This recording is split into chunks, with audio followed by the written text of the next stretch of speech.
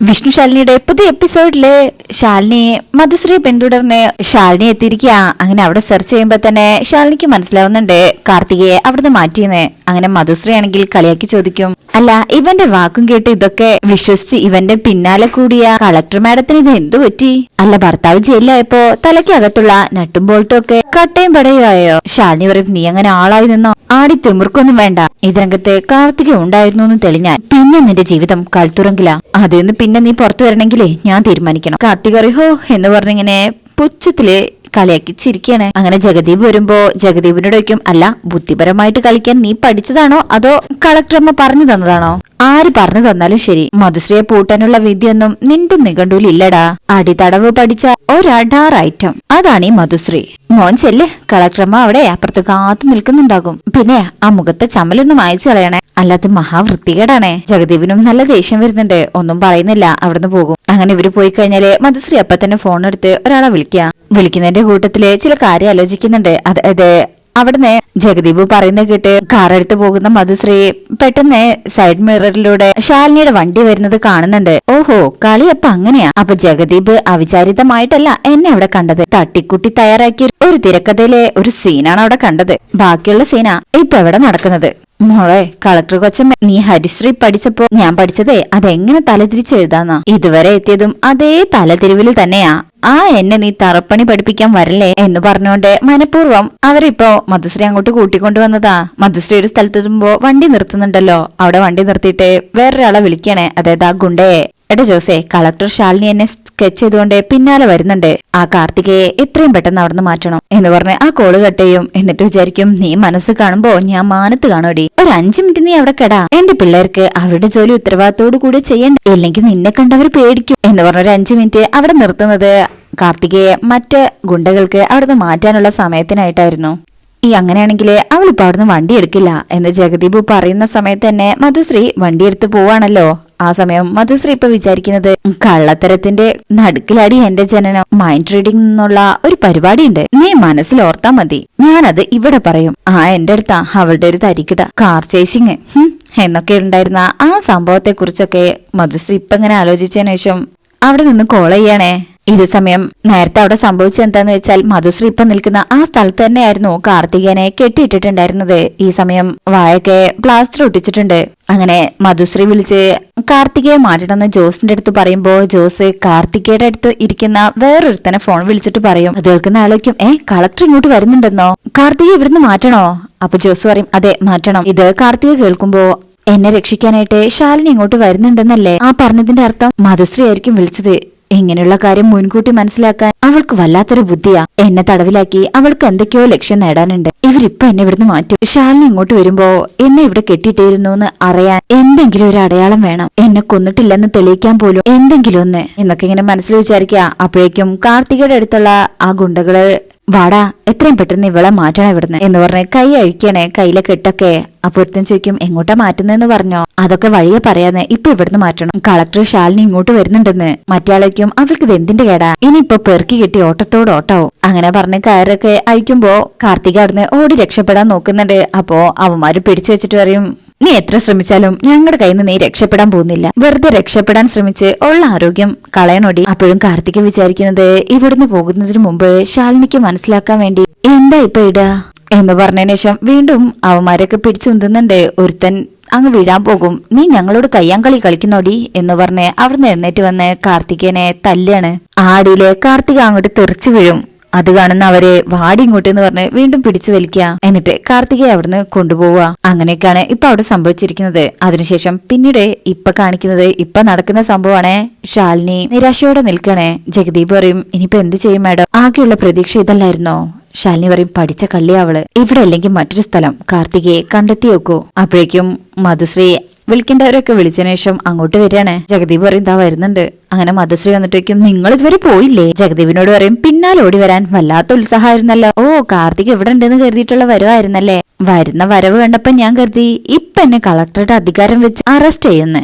പക്ഷെ പുലി പോലെ വന്നവരിങ്ങനെ പൂച്ചയെ പോലെ നിൽക്കുന്നേ ഞാൻ സ്വപ്നത്തിൽ പോലും കരുതിയില്ല. എടാ ജഗദീപേ, നിനക്കെങ്കിലും അല്പം വിവരം ഉണ്ടാകുന്ന ഞാൻ കരുതിയത്. എന്തായാലും നടന്നത് നടന്നു, മരിച്ചവര് മരിച്ചു. ഇതിപ്പോ ജീവിച്ചിരിക്കുന്നവർക്ക് പോലും അവരുടെ പേരിൽ സൗര്യം കൊടുക്കില്ലെന്ന് വെച്ചാ വല്ലാത്ത കഷ്ടാണേ. ശാലിനിക്ക് അങ്ങ് ദേഷ്യം വരും. മതിയിടി നിന്റെ അഭിനയം. ഞങ്ങൾ എത്തുന്നതിന് മുമ്പ് കാർത്തികയെ ഇവിടുന്ന് മാറ്റിയത് നിന്റെ മെടുക്ക്. അത് മറച്ചു വെച്ച് കാർത്തിക മരിച്ചു എന്ന് വീണ്ടും സമർത്ഥിക്കാൻ അതാണ് നിന്റെ ഭാവമെങ്കിലേ സത്യം നിന്നെ കൊണ്ട് പറയിപ്പിക്കാനുള്ള അധികാരം എനിക്കുണ്ടെന്ന് പ്രത്യേകിച്ച് നിനക്ക് പറഞ്ഞു തരേണ്ട ആവശ്യമൊന്നുമില്ലല്ലോ.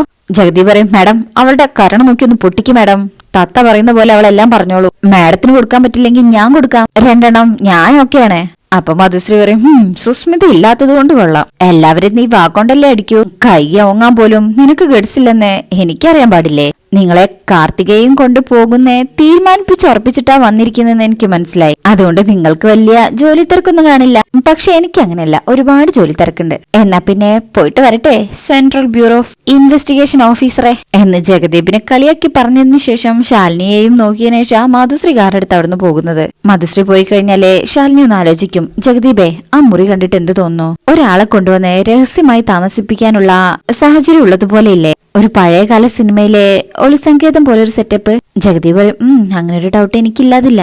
ശാലിനി പറയും, അങ്ങനെയാണെങ്കിൽ ആ മുറി നമുക്ക് ഒന്നുകൂടി ഒന്ന് പരിശോധിക്കണം. ഇങ്ങനെയുള്ള അവസരത്തില് ദൈവത്തിനുള്ളത് ദൈവത്തിന്, സീസറിനുള്ളത് സീസറിനെന്ന് പറയുന്നത് പോലെ എന്തെങ്കിലും ഒരു തെളിവ്, അതിപ്പോ സേഫ്റ്റി പിന്നെങ്കിൽ സേഫ്റ്റി പിൻ, അങ്ങനെ എന്തെങ്കിലും ഒന്ന് അവശേഷിക്കുന്നു എന്നൊരു തോന്നൽ, ദൈവത്തിന്റെ ഒരു അടയാളം, കേസിലേക്ക് തുറക്കാൻ പറ്റുന്ന ഒരു ഓപ്പൺ കീ, അങ്ങനെ ഒന്നും ഉണ്ടാകുന്ന മനസ്സ് പറയുന്നു. കാർത്തികയിലേക്ക് എത്താനുള്ള ഒരു ചവിട്ടുപടി. ജഗദീപ് അപ്പൊ പറയും, ചില കേസ് അന്വേഷിക്കുന്ന ഉദ്യോഗസ്ഥരെ സിനിമയിൽ പറയുന്നത് കേട്ടിട്ടുണ്ട്. എത്ര സമർത്ഥനായിട്ടുള്ള ഒരു കുറ്റവാളിയാണെങ്കിലും അവനെതിരെ ദൈവത്തിന്റെ ഒരു കയ്യൊപ്പെന്ന നിലയിൽ ഒരു തെളിവ് അതെവിടെയെങ്കിലും അവശേഷിക്കുന്നുണ്ടാകും.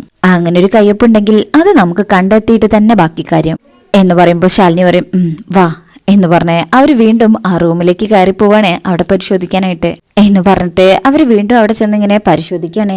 ജഗദീപും ശാലിനിയും കൂടെ. ഈ സമയം ശാലിനി നേരത്തെ മധുശ്രീയെ ആ ഗുണ്ട അടിച്ചപ്പോ ഒരു സോഫയുടെ മുകളിലേക്ക് ചെന്ന് വീണല്ലോ, അവിടെ ഒരു കൈച്ചേന് കിടക്കുന്നതായിട്ട് കാണാണ്. ശാലിനി അത് അപ്പൊ തന്നെ എടുത്തു നോക്കുന്നുണ്ട്. സംഭവം എന്താന്ന് വെച്ചാല് കാർത്തികയെ ആ ഗുണ്ട അടിക്കുമ്പോ കാർത്തിക വിചാരിക്കുന്നുണ്ടല്ലോ ശാലിനിക്ക് ഞാൻ ഇവിടെ ഉണ്ടായിരുന്നു എന്ന് മനസ്സിലാക്കാനായിട്ട് എന്തെങ്കിലും ഒരു തെളിവിടണമെന്ന്. അതിനു വേണ്ടിയിട്ടാണ് അയാൾ അടിച്ച സമയത്ത് അയാൾ അറിയാതെ കാർത്തിക കയ്യിലുണ്ടായിരുന്ന സത്യഭാമ കൊടുത്ത ആ ബ്രേസ്ലെറ്റ് അവിടെ ഊരിയിടുന്നത്. അപ്പോഴേക്ക് ജഗദീപ് അങ്ങോട്ട് വരും. അപ്പൊ ശാലിനി പറയും, ഞാൻ പറഞ്ഞില്ലേ നമുക്ക് എന്തെങ്കിലും ഒരു പിടിവൽ ഇവിടുന്ന് വീണ് കിട്ടുന്ന. ദാ കാർത്തിക അണിഞ്ഞിരുന്ന ബ്രേസ്ലെറ്റ് ആയത്. എന്റെ ഊഹം ശരിയാണെങ്കിൽ സത്യാമ്മ വാങ്ങിച്ചു കൊടുത്തത്. ഇതിപ്പോ നമ്മൾ ഇങ്ങോട്ട് വരുന്ന അറിഞ്ഞ നിമിഷമാണ് കാർത്തികയെ ഇവിടുന്ന് മാറ്റിയത്.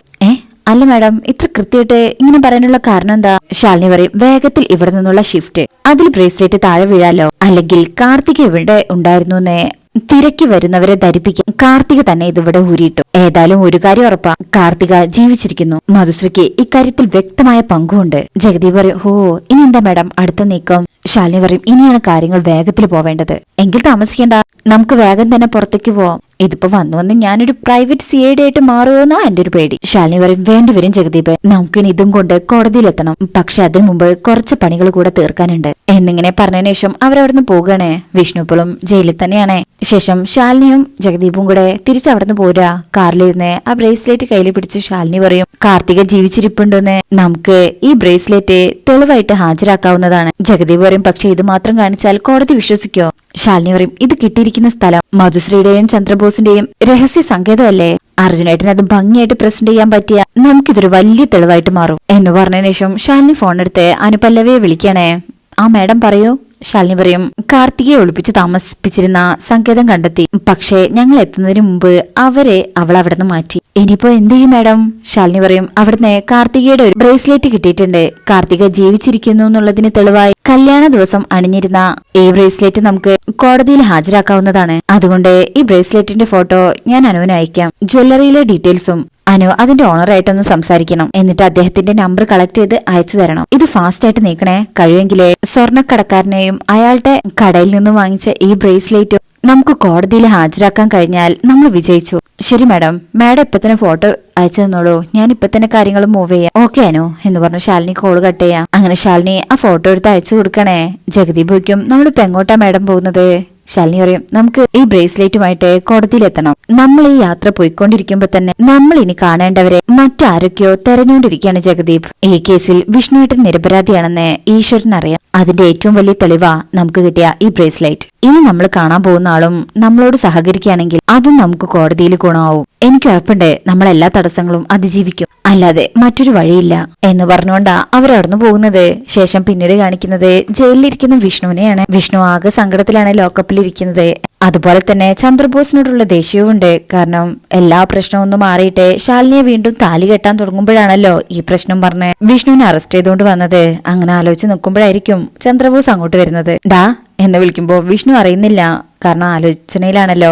ചന്ദ്രബോസ് അലറി വിളിക്കും. സെല്ലിൽ തട്ടി ശബ്ദം ഉണ്ടാക്ക.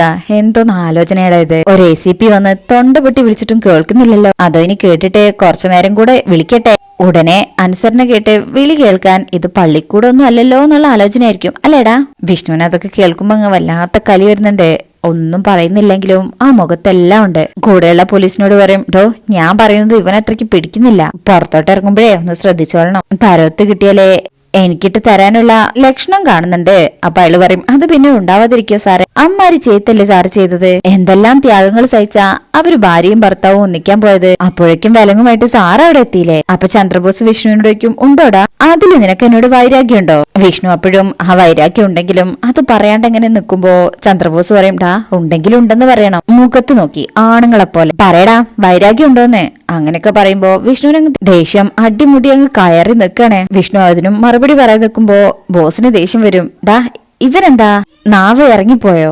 ആ ലാത്തി എടുത്തൊന്ന് കുത്തി നോക്കിക്കേ. സംഗതി ഇറങ്ങി പോയിട്ടുണ്ടെങ്കില് കുത്തി എടുക്കാലോ. ആ ഒരുപാട് വായിട്ടലച്ചാ ഞാനത് പിടിച്ചു വലിച്ച് ഹാങ്കറിൽ തൂക്കുന്ന അവനറിയാം, നന്നായിട്ട് അറിയാം. അതുകൊണ്ടാ അവനിങ്ങനെ മൗനവ്രതത്തിലിരിക്കുന്നത്. അവനവന്റെ തടി നോക്കേണ്ടത് അവനവന്റെ ചുമതലയാണല്ലോ. വിഷ്ണുവിനെ എങ്ങനെയെങ്കിലും സംസാരിപ്പിക്കാനാണ് ചന്ദ്രബോസ് നോക്കുന്നത്. വിഷ്ണു ആണെങ്കിൽ എല്ലാം കടിച്ചമർത്തി ഇരുന്നതായിരുന്നു. പെട്ടെന്ന് അങ്ങ് ചാടി എഴുന്നേൽക്കും. ആ സെല്ലിന്റെ അടുത്ത് വന്ന് ഇങ്ങനെ അങ്ങ് നോക്കുമ്പോ ബോസ് ചോദിക്കും, എന്താടാ നീ എന്നെ പേടിപ്പിക്കാണോ? നിന്ന് തന്നതാണ് ബോസേ, നോവുണ്ടോന്ന് പരിശോധിക്കണ്ടേ? ബോസ് പറയും, ഹോ അപ്പൊ നിന്റെ പഴയ ആ ശൗര്യൊന്നും അടങ്ങിയിട്ടില്ലല്ലേ? വിഷ്ണു പറയും, അതെങ്ങനെ അടങ്ങാനാ ചന്ദ്രബോസെ? ഈ അണലി വർഗത്തിൽപ്പെട്ടൊരു പാമ്പുണ്ട്, സഞ്ചരിക്കുന്നത് വളരെ പതുക്കെയാ, പക്ഷെ കടിച്ച 100 മുകളിലോട്ട് എടുക്കുന്നത്. ബോസ് പറയും, ഹാ അപ്പൊ നീ ഒരുങ്ങി ഇറങ്ങിയിരിക്കുകയാണല്ലേ ഓരോരുത്തരായിട്ട് മുകളിലേക്ക് എടുക്കാൻ. ഡാ നീ എന്റെ കൈക്ക് വന്ന് വീണിരിക്കുകയാണ്, അടങ്ങി നിന്നില്ലെങ്കിൽ ഉണ്ടല്ലോ നിന്റെ കൂം പിടിച്ച് ഞാൻ പാട്ടും. വിഷ്ണു പറയും, സാർ അതിലൊക്കെ PhD എടുത്തിട്ടുള്ള ആളാണെന്ന് എനിക്കറിയാം. ആ കലപരിപാടി എന്റെ ദേഹത്തെടുക്കാൻ സാറിന് നല്ല ആഗ്രഹം ഉണ്ടെന്ന് എനിക്കറിയാം. പക്ഷെ നമ്മൾ ആഗ്രഹിക്കുന്നത് നടക്കണമെന്ന് വാശി പിടിക്കാൻ പറ്റില്ലല്ലോ ബോസ് സാറേ. ബോസ് വയ്ക്കും, എന്താടാ ഭീഷണിയാണോ? നിന്റെ മറ്റവളെ കളക്ടറായിട്ടിരിക്കുന്നതിന്റെ അഹങ്കാരാണോടാ? എങ്കിലിപ്പൊ തന്നെ കാണിച്ചു തരാം. എന്റെ അടിയുടെയും ഇടിയുടെയും ചൂട് ഒരിക്കൽ നീ അനുഭവിച്ചതാ. ഒന്നുകൂടെ വേണമെന്ന് നിനക്ക് വാശിയാണെങ്കിൽ തരാടാ. ലോക്കപ്പ് തുറക്കളോ എന്ന് പറയുമ്പോ അയാള് ലോക്കപ്പ് തുറന്നെടുക്ക. ഇവനിട്ട് 2 പൊട്ടിച്ചാ ഇവന്റെ കളക്ടർമാരുടെ എന്താ ചെയ്യാന്ന് എനിക്കൊന്ന് കാണണല്ലോ എന്ന് പറഞ്ഞ് സെല്ല് തുറക്കുമ്പോ തന്നെ ഇങ്ങോട്ട് വാടാന്ന് പറഞ്ഞ് വിഷ്ണുവിന്റെ ഷർട്ടിന്റെ കോളറിൽ പിടിച്ച് വലിച്ചു പുറത്തേക്ക് ഇടുക. അപ്പോ ശാലിനിയോടൊക്കെ കൂറുള്ള പോലീസുകാരും അവിടെ ഉണ്ട്. അതില് നാസർ സാറ് പറയും, സാറേ കോടതിയിലേക്ക് കൊണ്ടുപോകേണ്ടതാ, വല്ല മുറിവോ ചതവോ ഉണ്ടായാലേ പണി വാളും. അത് കേൾക്കുമ്പോ ബോസ് ആ കൈവിടും. ഹോ നിന്റെ നാവാട്ടം അതുകൊണ്ടായിരുന്നല്ലേടാ, പക്ഷെ സമയമുണ്ടല്ലോ നിനക്കും എനിക്കും. തന്നോളാടാ, ഞാൻ എല്ലാത്തിനും കൂടെ ഒരുമിച്ച് ഞാൻ തന്നോളാം. വിഷ്ണു പറയും, സാറിന്റെ ഇഷ്ടം പോലെ. ബോസ് പറയും, ഹോ എന്റെ ഇഷ്ടത്തിന്റെ കണക്ക് നീ എടുക്കാൻ തുടങ്ങിയാൽ നീ അത് താങ്ങത്തില്ലടാ. വിഷ്ണു പറയും, അത് എടുത്തു നോക്കിയാലല്ലേ ബോസേ പറയാൻ പറ്റൂ, എന്നിട്ട് തീരുമാനിക്കാം താങ്ങുന്നതാണോ അല്ലയോന്ന്. അപ്പോഴും ബോസിന് അങ്ങ് ദേഷ്യം വരും, എന്താടാ നിനക്ക് ജീവിക്കണമെന്നില്ലേടാ എന്ന് പറഞ്ഞ് വീണ്ടും ആ ഷർട്ടിന്റെ കോളറിൽ പിടിക്കുക. അതില് വിഷ്ണു ബോസിന്റെ കണ്ണിലേക്ക് നോക്കി ആ കൈ പിടിച്ചങ്ങ് തട്ടി അങ്ങ് മാറ്റും. എന്നിട്ട് പറയും, ജീവിക്കാൻ സമ്മതിക്കുന്നില്ലല്ലോ, നല്ലൊരു ജീവിതം കിട്ടാനാ പഴയ പണിയൊക്കെ നിർത്തിയിട്ട് നല്ല പിള്ള ഇമേജ് സ്വീകരിച്ചത്. പക്ഷെ അതിലൊന്നും കാര്യമില്ലെന്ന് മനസ്സിലായപ്പോ പഴയതൊക്കെ അങ്ങ് പൊടി തട്ടി എടുത്താലോ എന്ന് ആലോചിക്കായിപ്പോ. അപ്പോ പെടുമരണ നീ ഇപ്പൊ ആഗ്രഹിക്കുന്നല്ലേ? വിഷ്ണു ജീവിക്കാൻ പറ്റുന്നില്ലെങ്കിൽ പിന്നെ മരിക്കുന്നത് തന്നെയാ നല്ലത്. അതിപ്പോ എങ്ങനെ മരിച്ചാൽ എന്തല്ലേ? പക്ഷെ മരിക്കുന്നതിന് മുമ്പ് ഞാൻ ചെയ്തു തീർക്കേണ്ടതെല്ലാം ചെയ്തു തീർത്തിട്ടേ മരിക്കും, നല്ല വെടുപ്പായി തീർത്തിട്ടേ പോവുള്ളൂ എന്നൊക്കെ ഇങ്ങനെ പറയുമ്പോ ബോസിന് അതൊക്കെ അങ്ങ് വല്ലാതെ ഇഷ്ടപ്പെടുന്നുണ്ട്. ബോസ് വിഷ്ണുവിന് ഒരു വിലയും കൽപ്പിക്കാതെയാ അവിടെ നിൽക്കുന്നത്. എന്തായാലും വിഷ്ണുവിന്റെ കയ്യിൽ നിന്ന് എന്തൊക്കെയാ കിട്ടാൻ പോകുന്നതെന്ന് ബോസിന് അറിയില്ലല്ലോ. അപ്പൊ നമുക്ക് ആ ഭാഗത്തിനൊക്കെ ആയിട്ട് വെയിറ്റ് ചെയ്യാം. ഇന്നത്തെ റിവ്യൂ ഇഷ്ടപ്പെട്ടിട്ടുണ്ടെങ്കിൽ ചാനൽ എല്ലാവരും ലൈക്ക് ചെയ്ത് സബ്സ്ക്രൈബ് ചെയ്ത് സപ്പോർട്ട് ചെയ്തേക്കണേ. താങ്ക്